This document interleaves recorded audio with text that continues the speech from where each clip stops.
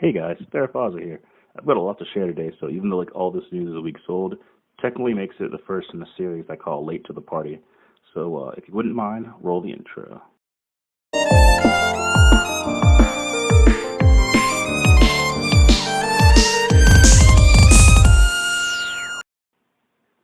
Starting with movies today, the Steven Universe movie has been out for a moment, well, longer than a moment now, but already it's completely enraptured the fan base.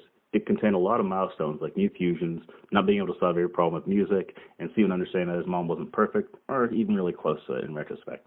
Initially, I was satisfied with the bits and pieces I happened to hear about it. Time jump here, a new villain there, child therapy everywhere, and all of a sudden I couldn't go anywhere without people talking about how good the soundtrack was, even on Overwatch.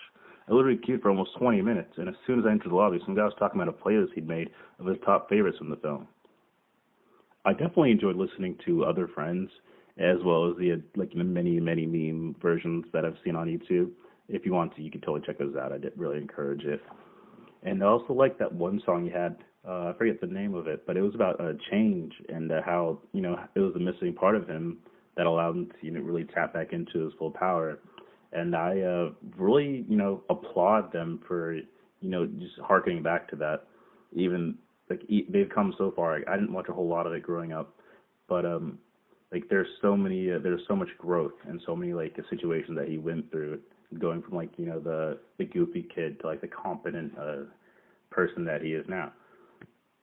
And that's something that a lot of shows, when they have a hero that becomes more powerful, they kind of gloss over it.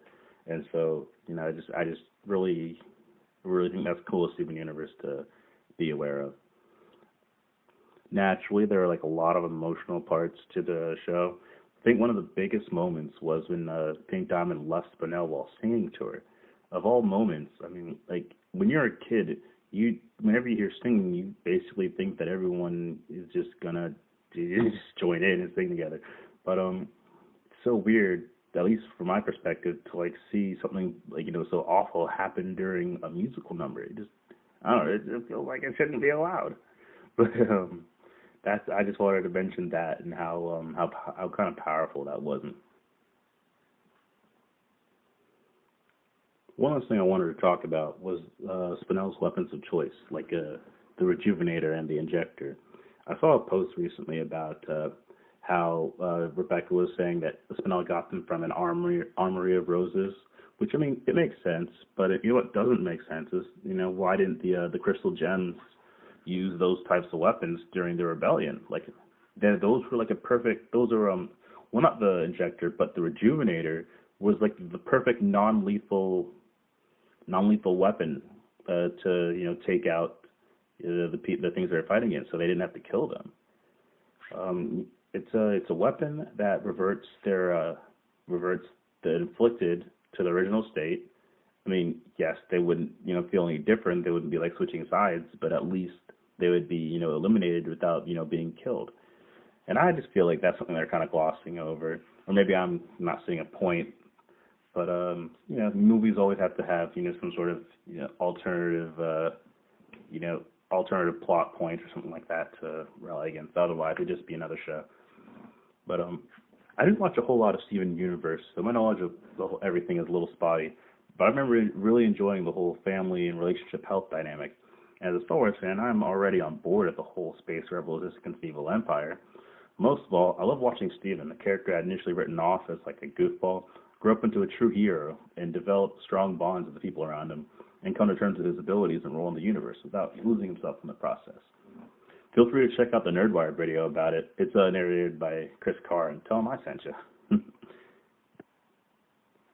All right, a story that isn't dated by 4 weeks. So if you don't recall, after the moderately received Suicide Squad movie, the creators decided to take some of the good parts of the film and put it into another mediocre movie. Well, the new trailer is out, and it looks, as bad as good as you'd usually expect from the DCU nowadays. Oh, cool, Obi-Wan is in this? Maybe he'll have a fresh, original take on the character. As far as Harley's posse is concerned, it looks like they raised up the usual girl power standards of DC. Canary, Huntress, Batwoman, and female Rorschach? I probably pronounced that horribly. Anyway, new one for me. I'll wait to see how it is. Who knows, maybe DC will surprise us again. Hey guys, did you know the Overwatch is out on Switch? Oh. Hey guys, Compet has a roll queue now. Well, did you know quick? Okay, well, what am I? Just skip it? Okay, fine, moving on. You guys remember Telltale Batman? How they basically left on a cliffhanger where Jack was just about to become the Joker? Well, in case you didn't know already, Telltale was purchased recently by a company called LCG Entertainment. Some assets will be sold off, but the most popular ones, like The Wolf Among Us, will most likely be continued. Unfortunately, the rights to The Walking Dead are in other hands now.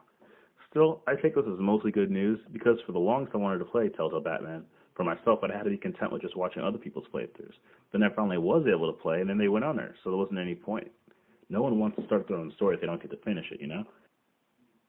Even more good news, some of the former employees will be offered an avenue to employment, so there will still be some original hands on the new product. Anyway, thanks for joining me today. I hope you go out there and impress your friends with all this random information. At least you have something to talk about at the dinner table. Stay informed. Hey, I just wanted to put this at the tail end of the video just to make it abundantly clear that I'm not trying to profit off of anyone else's misfortune. I won't be making pro Jared video because people that did it for that exact reason, to achieve internet fame, or more accurately notoriety, from causing him misfortune. I'd rather it just fade into obscurity like they will than do the same thing and give them what they want. I will, however, consider making a video on the new YouTube and Google fiasco over data farmed from kids, because everyone loves duckpiling on top of them. It's almost mandatory. You can see they're handling it beautifully. If you'd like to see the Pro Jared notes I scrapped, though, there will be a link in the bio to a document breaking it down. I'm sure it's already been hashed to pieces by the time this video